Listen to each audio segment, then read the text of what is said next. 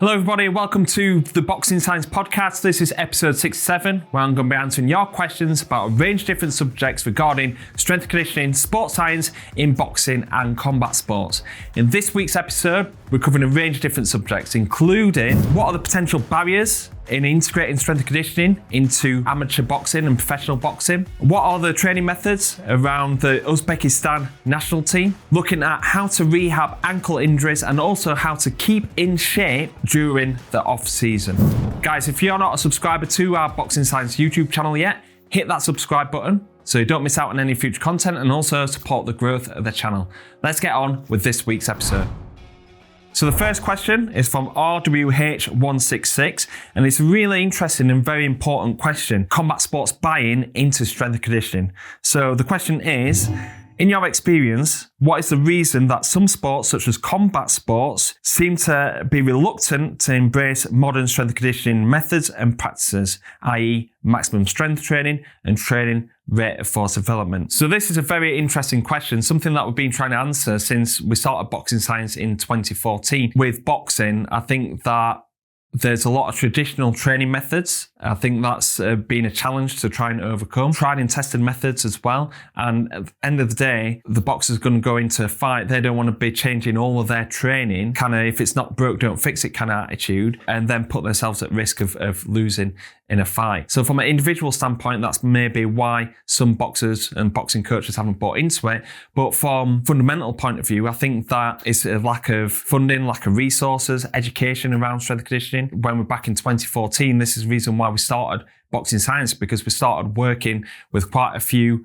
boxers and coaches. It was all about educating what the benefits are and making sure that this is being delivered in a very tangible and understandable way. There's not many kind of coaches and athletes that are going to be picking up the latest peer-reviewed journal article, Journal of Strength and Conditioning Research, for example. They're not going to go and pick up that. So it's basically trying to find a way of educating them through social media, articles, videos. Basically, it's funding from national governing bodies, having that awareness, because like football and rugby, really high on strength and conditioning, but they also have the funding. And the national team, the big clubs are all doing this and all have to kind of meet a standard. For example, football academies have to meet a standard to get a category A, category B status. They need to put in strength and conditioning in place, and then that builds up a culture of strength and conditioning being applied in football. So with boxing, there isn't really been that in place, and still not that in place now, but a lot more boxers are buying into strength and conditioning because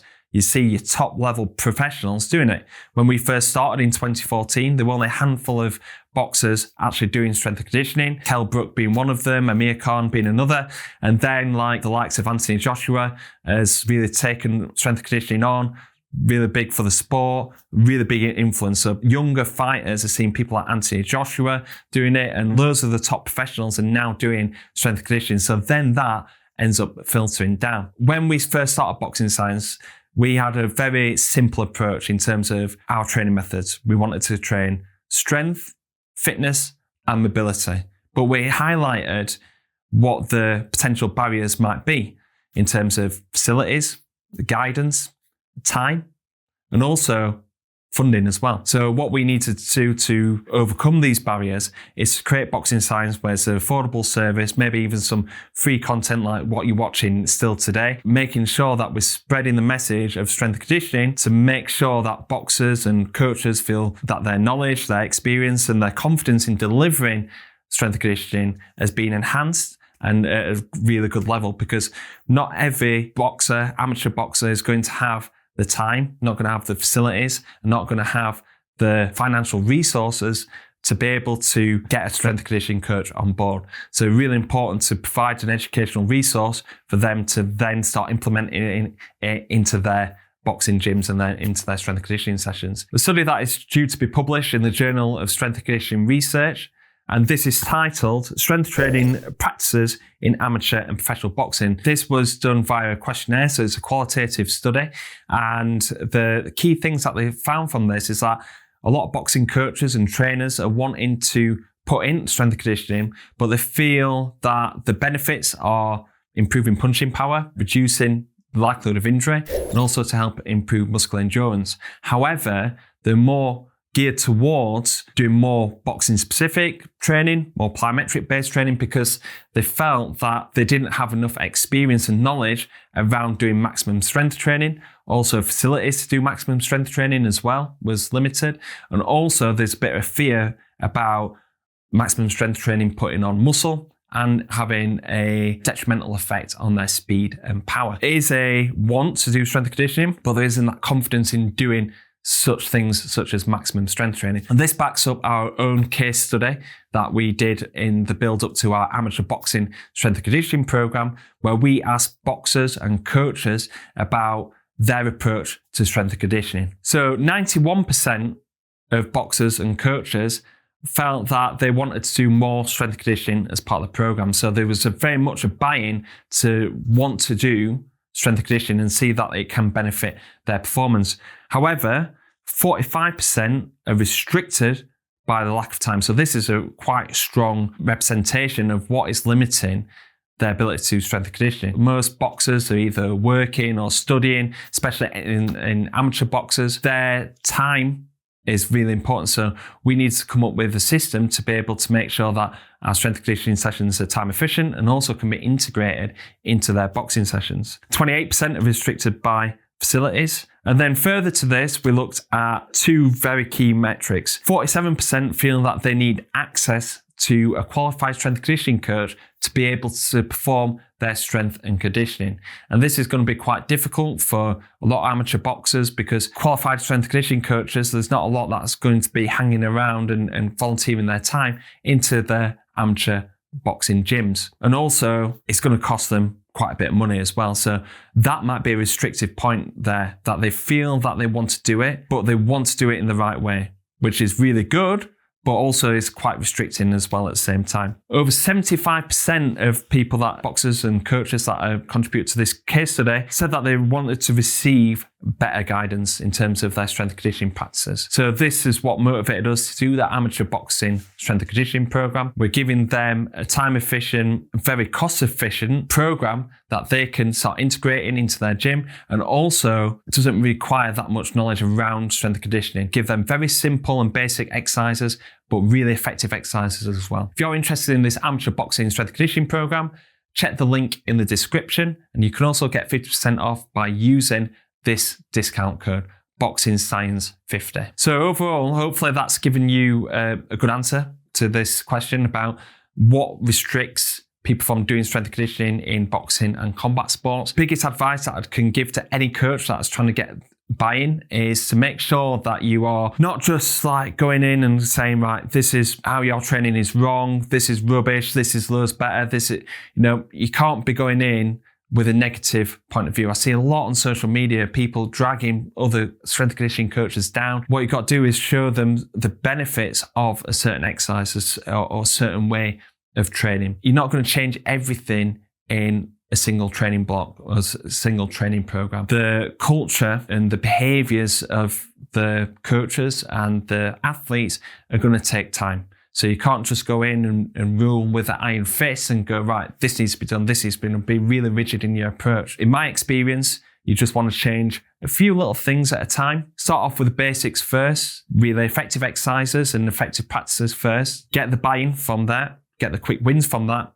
and then start building up your services and start building up your training methods that you're implementing with your fighters. Hopefully that's given you a good overview on how to get more buy-in with athletes and kind of my thoughts of why some boxing coaches and boxers are still reluctant to do strength and conditioning. But I think that it's in a much better place than it was 10, 15 years ago. We're seeing a lot of the top boxers now doing strength and conditioning, and now you're seeing amateur boxers doing strength and conditioning as well, all across the board, taking on the new school training methods. Okay, the next question is about the Uzbekistan national team. What is the secret behind the 4 Olympic boxing golds by Uzbekistan team in terms of strength and conditioning perspective? What type of methods do they use? Is it solely based on genetic and geographical location, which aids them to be improving their cardiovascular, muscular parameters? Apart from their coaching technique, they always dominate others. I'm very curious to know your thoughts. There's no definitive answer, because if there was, they'd be implementing that definitive answer into all the national teams and all be winning gold, silver and bronzes at the Olympics. The Uzbekistan national team have done fantastic. Latest Olympics, the Paris 2024, getting 4 Olympic golds, but also like recently in the World Championships and the previous Olympics in Tokyo 2020. Like, I'm always interested in finding out like what makes like boxing gyms successful. And I've asked like boxers that have come from really successful gyms where they've got multi-time national champions or multiple like world, British, European champions. Obviously the coaching has a big part of it, but there's not been like one definitive like training method or training secret from that gym. It's almost been like there were very good boxers there at that time. The mantra of success breeds success. Iron sharpens iron. You're going to get better sparring, you're going to get better experience. You're going to have more motivated boxers in the gym that are pushing it on their strength conditioning, on the high intensity conditioning, in their boxing sessions as well. You're going to be pushed up towards that next level. So I think like with the Uzbekistan national team, I think like they've got a really strong culture that's built from a very young age. I think like in terms of their strength conditioning, they've got quite novel training practices. They're always training for speed and power and that high intensity fitness. Their footwork drills are fantastic, and this really transfers over to their unique boxing style as well. So like I said, there's no definitive thing in terms of like what has made that Uzbekistan team so successful, but I think like some of the key things in terms of like their strength conditioning is that they're quite novel in their approach. They're wanting to train speed and power, but also being quite loose in their style as well. The way that they throw the landmine, the way that they throw the med ball, it's all based on being relaxed and being really fast in that contractions. And then also the implementation of plyometrics and their footwork drills, and this really transfers into their boxing style. So yeah, I think like Uzbekistan national team, something that I've studied quite a lot, taken some of their training methods and adapted it in a way that can be integrated into the boxing science program. Huge respect for the Uzbekistan national team, and I can't wait to find out even more about their training in the future.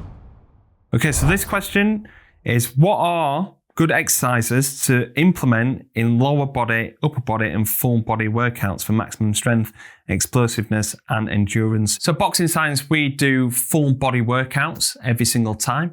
We don't want to just overload a specific area and make that sore going into the next training session. So we try and do maximum strength training and speed and power training across the full body 2 times per week. We make sure that we cover 6 pillars of strength training. Them 6 pillars include your lower body lifts, your upper body lifts, and also your core training. So on your lower body, we've got hip hinge patterns, deadlifts, and hip thrusts. We've also got the squat pattern that we're wanting to train. So this can be different variations of the squat, including goblet squats, landmine squats, box squats. Then we've got our push and pull. So we've got pushing, where we separate that into 2 different parts. We've got the horizontal push and vertical push. And then also we've got that in the pulling action as well. We've got horizontal pull and we've also got vertical pulling actions. We then go into our single leg exercises. So this is the next pillar, and this is including knee dominant and hip dominant patterns. So knee dominant is things like reverse lunges, split squats, forward lunges as well. And also we've got step ups. And then we've got hip dominant single leg exercises, such as a single leg hip thrust and different variations of this. We also class our lateral lunge variations as part of a hip dominant exercise. Then we go into our core training. So core training consists of 3 to 4 different exercises, but across the training week, we make sure that we do at least 2 exercises in each category. And we've got 4 different areas for this. We've got anti-extension, which are exercises such as the ab wheel rollout and long levered plank. Anti-lateral flexion, which are exercises such as the landmine rotations and also single arm former carries. We've also got anti-rotation exercises that power up your rotational strength and power. This includes pull-off press, cable rotations, and different variations of the pull-off press. Can also transfer towards our rotational power exercises, such as rotational med ball throw. And then we've got our hip flexion with neutral spine. This is where we're looking to do exercises that are predominantly looking at the abdominal strength, such as straight arm, straight leg sit-ups, leg lowers, and also our supine core holds and different variations of this that can target volume and also can target intensity as well. That's a lot of exercises that have been mentioned there. Basically, what we do in session 1, we do hinge, horizontal push and pull, a single leg exercise, and some assistant exercises around that, whether that's working on the posterior shoulder or doing some extra core training. And then we finish off the session with a core circuit. And then on session 2, we do a squat exercise, we do vertical push and pull, then we do our single leg exercise, we do a hip dominant exercise, and then we do core training as well at the end of it. If you're wanting more guidance in terms of your strength and conditioning, in terms of putting these workouts together, go and check out the Boxing Science website, where we've either got the Train Like a Champion membership or a range of different programs that you can access our training methods and give you a little bit more structure around your training. This question: I've had 2 surgeries on my ankle, which makes prolonged running quite difficult. What would be the best alternatives for building a solid cardio base? Okay, so if you have some ankle injuries or any kind of lower limb injuries, this can limit the performance on your high intensity conditioning. Even if you find it quite pain-free, the actual speed and intensity that you can perform at is going to be quite limited, and that will in fact limit your improvements in cardiovascular fitness and also peripheral adaptations as well. Often with athletes that struggle with this, I'd tend to go to use the air bike. We found that this is the most effective tool in improving athletes' fitness, apart from running. With air bike, you can do some interval training, which is targeting central adaptations and cardiovascular performance. But then also you can do a range of different repeated sprint and sprint interval training protocols that is challenging your ability to work at really high intensities, high force production. So you repeated sprint interval training, which is something like 12 seconds on, 48 seconds off, performed between 15 and 20 repetitions. Then also you've got your peripheral adaptations as well. 30 seconds max sprint with 3 minutes recovery. If you're looking to try and rehab the ankle, obviously you've got to improve the strength and stability around it. You've got to also work that range of motion as well. So a few different exercises for you to do is just some circular motions with your foot and working to them functional end ranges with your foot in that range of motion. You can also challenge stability with some low level kind of hop and holds. Often start this with improving the stability through like some strength-based exercises, doing like a lunge and rotate or split stance rotation, where you're not really compromising that ankle joint too much, before moving on to some very low level hop and holds, doing some ice skater variations as well, going very low intensity. Then also trying to improve the strength around the ankle. You can do inversion and eversion techniques, and also just look to try and improve the stiffness around that ankle joint in terms of like doing some isometrics, doing some calf isometrics. Really important, improving that strength around that ankle joint. Once you do all that and you feel quite comfortable in that ankle, I wouldn't say to totally not do running, but I'd be looking to running in low intensity sessions, doing your active recovery. Start building up that intensity during that active recovery as well. Not going to do high intensity runs, but try and do some high speed work whilst doing your active recovery, because when you're fatigued, this can really affect your running technique. But when you're doing it in an active recovery session, you can in fact keep that running form quite well. So start integrating some running into the practices, so you're not totally going one way and just doing all air bike sessions. Then also think about potentially doing some circuit-based work where you're challenging the ankle joint, but not into doing like really high force, high speed demands. So doing stuff like battle ropes paired with running on the spot, but doing that running on the spot on, we use a lifting pad at Boxing Science that reduces them impact forces. If you've got access to it, using some prowler work, because this is going to be strengthening the ankle joint, but also going to be fantastic for a conditioning tool as well. So hopefully that's given you a range of different things. So obviously, like if you've had 2 ankle surgeries, just have some sort of like physio recommendations as well that can give you some bespoke advice. But hopefully that's giving you some advice on how to work totally off feet, but also like have a future plan on how you can get towards running again, but also challenging that ankle joint under a fatiguing scenario. If you want to stay in shape, cardio-wise, for taking short notice fights, what would be the approach that you would take?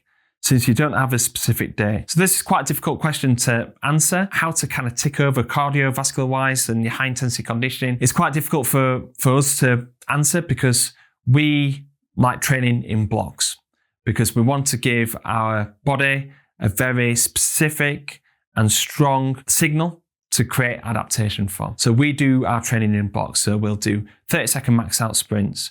We do muscle buffering capacity, and then we also do central adaptations. When we're looking to stay in shape over a period of time where you haven't got a specific fight date, it's very difficult to be going, right, this is the exact training method, because you need a mix of these to be able to get into fight condition. If you're doing 30-second max out sprints, then the next week you're going to have a fight date, this isn't going to bring your weight down, and also it's going to be quite intense to then recover from. I'd say that probably the best training method that I'd use is muscle buffering conditioning, because there's a range of different exercises that you can do. So you can do a very traditional 2 minutes on, 3 minutes off, or even 2 minutes on, 2 minutes off. This can be done on the treadmill, on the curve, or even on the air bike. But you can also mix this up. You can do 12 seconds on, 48 seconds off protocol. That can either be done on the curve or the air bike. So this is repeated sprint. So this can be easily tapered off into a fight week. We also got the gears work, where we do our 1 minute intervals, where we're increasing the amount of intensity as we go through the repetition. So we do 30 seconds, 20 seconds, and then a 10-second sprint at the end, doing a continuous effort. We can also mix up them intervals. So just do 1 minute on, 2 minutes off, that we've just done recently with Ishmael Davis. And then also we've got different types of intervals that we can do on the muscle buffering, 2 minutes on, 2 minutes off, where we can mix it between different intensities within that set. So instead of just doing the 2 minutes flat out, we can do 20 seconds on, 10 seconds off. We can do 30 seconds on, 15 seconds off within that 2 minutes. So we increase the intensity. So there's much more room to play with the muscle buffering conditioning, constantly going towards that adaptation, but also we can keep changing it, and it can be easily tapered off going into fight week, whether you're on the 2 minutes, whether you're on the 1 minute, whether you're on the even 12 seconds, 48 seconds off. It's going to do enough to burn some calories to keep your weight down. It's going to do enough to work on central adaptations as well, but also it's going to be helping you control that muscular acidosis, which is going to be really vital in them high intensity bursts within a fight. So like I said, the main adaptation that we're targeting is muscle buffering capacity, and then just changing the type of session that you're going to be using to still target that same adaptation. Okay guys, that's the end of the Boxing Science Podcast, episode 67. Thank you very much for watching or listening to the podcast. Really appreciate the questions that have been fired in this week. If you've got any more questions for the Boxing Science Podcast, make sure you look out for our posts on the YouTube channel, on the community tab, to ask your questions or leave them in the comment box below. If you're not subscribed yet, hit that subscribe button so you don't miss out on any future content, and also support the growth of the channel. Thank you very much for watching. See you on the next episode of the Boxing Science Podcast.